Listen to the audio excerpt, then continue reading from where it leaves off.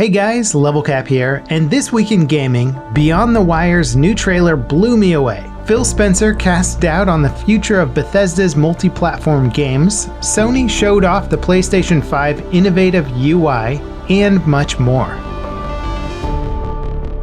Beyond the Wire is an upcoming World War I FPS game that's been flying under my radar for a few months, but their early access gameplay trailer absolutely blew me away. There haven't been a ton of historical FPS games coming out of the indie scene lately. Few of them withstand the scrutiny of launch or live up to their hype.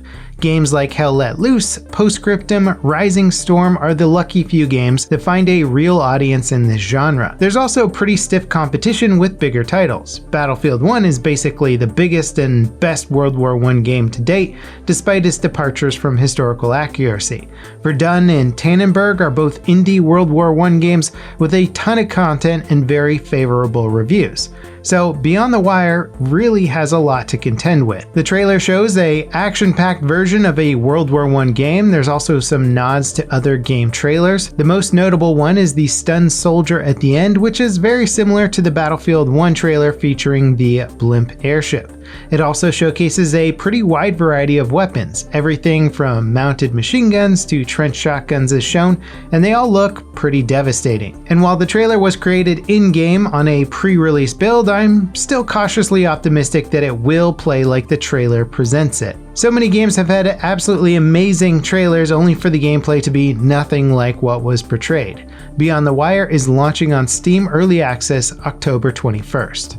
Xbox head Phil Spencer made it clear in a recent interview that Microsoft could recoup their losses from buying Bethesda without multi-platform releases. That $7.5 billion they dropped to scoop up the Skyrim devs could be made back by just launching Elder Scrolls 6 on the Xbox platforms. All existing commitments by Bethesda to multi-platform support will be honored. Games beyond those commitments will be evaluated for other consoles on a case-by-case basis. Many Bethesda fans are worried that Microsoft will cash in on the Bethesda name to drive sales of Xbox hardware and platforms, and it certainly would suck for PlayStation and Nintendo fans to not have access to Bethesda's games, but Microsoft have done a much better job recently of making their games more widely available. All first-party Xbox One games are also on PC.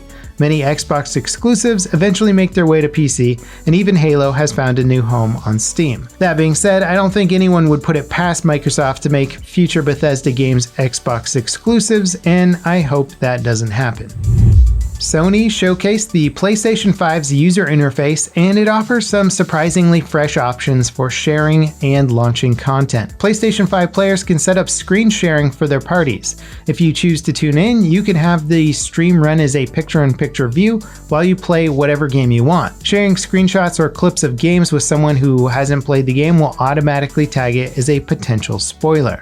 One of the most exciting features, though, is the ability to load into specific sections of levels of a game directly from the PlayStation 5's quick access menu. So if there's a certain level or challenge you want to complete for a trophy or just replay a fun part of the game, you can dive right in without having to sift through the game's menus. And while features like this might sound minor or more obscure, they really sort of become the thing that can elevate the gaming experience by making it more intuitive to play what you actually want to play. I mean, take a look at PC gaming. There's practically an industry set up for just skipping intro videos on PC games. Anything that makes it easier just to play and share games is a win in my book, especially for console gamers. Now, the rest of the presentation showed a pretty snappy and clean interface that offered lots of additional info without clogging up the screen. It's certainly an innovative and smart design that will complement Sony's first-party titles quite well. It was yet another big week for Call of Duty thanks to the Black Ops Cold War beta launching on PC and Modern Warfare finally letting PC players uninstall modes that they don't play. I released my first impressions video of the beta yesterday. The gist of it is that I think the whole Modern Warfare downgrade controversy is way overblown. Cold War is a pretty fun and refreshing Call of Duty game, but there are certainly some big balance and performance issues Treyarch will have to sort out before launch. Now, as for uninstalling Modern Warfare modes that you don't play, just removing the campaign and Spec Ops saves you 72 gigabytes, and I've already installed like 3 other games with the space that I got back. It's great that Infinity Ward finally gave us this option, especially considering the game is over 220 gigabytes with everything installed. A Mass Effect Legendary Edition has been officially rated in South Korea. The rumor is that it's a remaster of the entire trilogy and was reported on a couple of weeks ago when a Portuguese retailer accidentally listed the upcoming new edition on their website. November 7th is N7 Day, which is when BioWare celebrates the Mass Effect franchise and its fans. Hopefully we'll get an official announcement of the Legendary Edition then. It'll be a great time to release a proper remaster of the original 3 games considering their age and legacy. Mass Effect 1 is still one of the greatest sci-fi games ever made, but the years haven't been especially kind to its gameplay or visuals. A remaster would undoubtedly be a welcome improvement.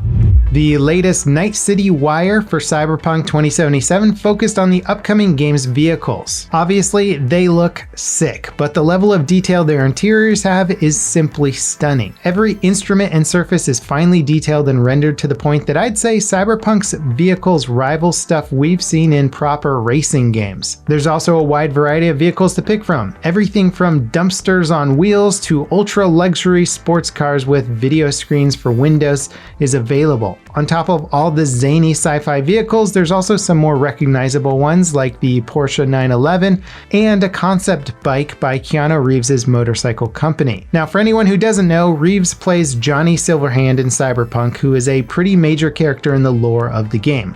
Cyberpunk 2077 launches on November 19th. Dr. Disrespect's arena has finally been brought to life. Well, sort of. The infamous streamer now has a map and character model custom designed in his likeness and with his input in Rogue Company, the third-person competitive shooter by Hi-Rez. The arena looks like a pretty standard map, but it features the branding and visual design seen in the doc's livestream graphics and marketing. It's pretty crazy to think that game streamers are now getting their own customized level in video game. It does make sense from a marketing purpose. It's just really phenomenal to think how far game streaming has come since its inception.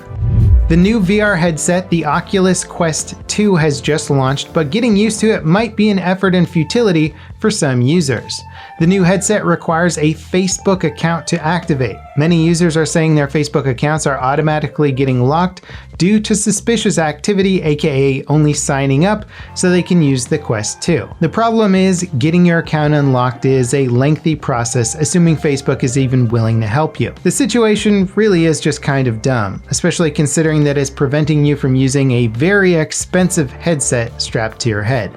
ARMA 3's 2.0 update has just launched a whopping 7 years after the game debuted.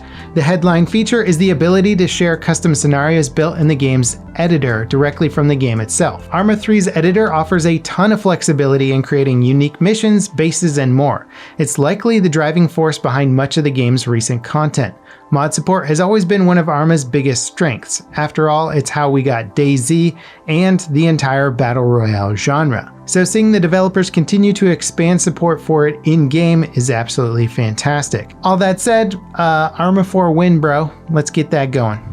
In our final story this week, it's a historic time to be a StarCraft 2 player. Blizzard are officially winding down support for the game, which was one of the biggest titles behind esports and game streaming as we know it. Blizzard will continue supporting the game with new seasons and balance updates, but there will be no new expansions or content added to the game. This could be seen as quite literally the end of an era for the franchise, though it might also signal a future StarCraft title is in the works. Diablo 3 got a similar treatment just before revealing a sequel. Still, Blizzard is notoriously selective about when they do new games, except for Overwatch, which is getting a sequel because, well, for some reason, I guess. It is kind of crazy to think though that before I even started my own YouTube channel, I was watching StarCraft 2 matches regularly. I would absolutely love to see a StarCraft 3 announcement. Anyway, that wraps it up for this week in gaming. It was a pretty crazy week. Let me know in the comments down below what you guys thought was the craziest story, or if there's a story you think we missed. As always, guys, thanks so much for watching. Don't forget to leave a like if you enjoyed the video, subscribe if you haven't already, and I'll see you guys next time. This is LevelCap signing off.